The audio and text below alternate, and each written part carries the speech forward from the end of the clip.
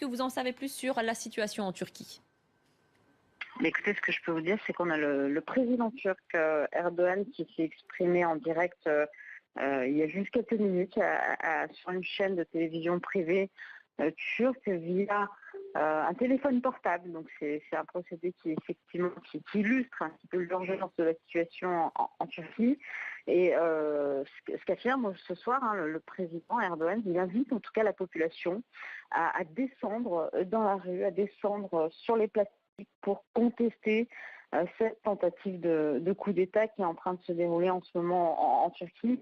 Le président turc qui a accusé ce soir la confrérie Gülen d'être à l'origine de ce putsch militaire. On s'en souvient, c'est cette confrérie islamiste contre laquelle le président turc Erdogan est entré en guerre il y a à peu près 2 ans. Il affirme ce soir que le pouvoir, que le gouvernement allait faire tout son possible pour arrêter, pour contrer et surtout pour punir les personnes qui sont à l'origine ce soir, une fois de plus, de cette tentative de coup d'État qui est en train de se dérouler en Turquie.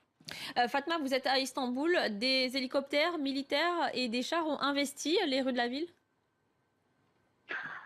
Écoutez, ce que j'ai pu constater un petit peu plus tôt dans la soirée, effectivement, c'est la présence de certains véhicules militaires dans les principales artères de la ville, d'Istanbul. Pour ce qui s'agit des avions militaires, on affirme qu'il s'agit davantage de la capitale, donc Ankara. Toujours à Istanbul, ce que je peux vous dire, ce qu'on a appris, c'est que des militaires sont également présents à l'aéroport d'Istanbul, donc que l'aéroport d'Istanbul est également bloqué, que les ponts sur les deux rives de la ville d'Istanbul, la rive européenne et la rive asiatique, sont également bloqués par des militaires, par également des véhicules de l'armée.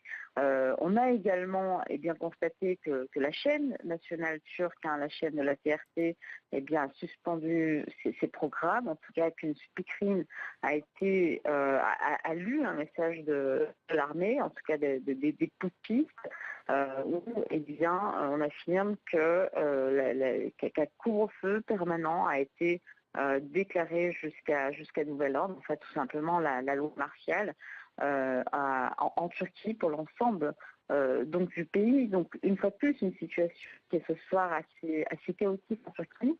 Ce qu'on peut constater pour le moment, c'est que les rues, en tout cas, sont assez désertes, tout simplement parce que la population s'est réfugiée chez elle en attendant d'en savoir plus.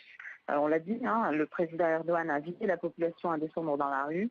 On va voir ce qui va se passer dans les prochaines heures, si la population va effectivement répondre ou non à cet appel du président turc. Mais ce qu'on peut dire, effectivement, c'est que la situation est effectivement assez inquiétante dans la mesure où on a également appris un peu plus tôt qu'un hélicoptère qui survolait les bâtiments de l'état-major avait ouvert le feu, que la police au sol avait répondu à ces tirs. On a également appris que les membres des services de renseignement turcs ont eu un petit peu plus tôt, il y a quelques minutes, l'autorisation également d'ouvrir le feu.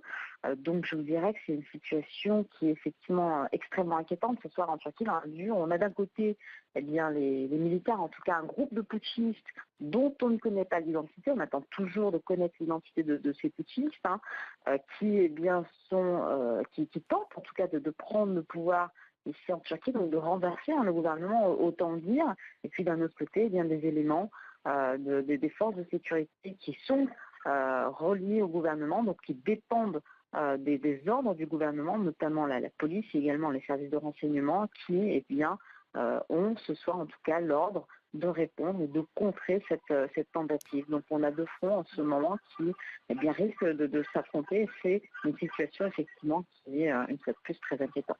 Merci Fatma Kizilboa.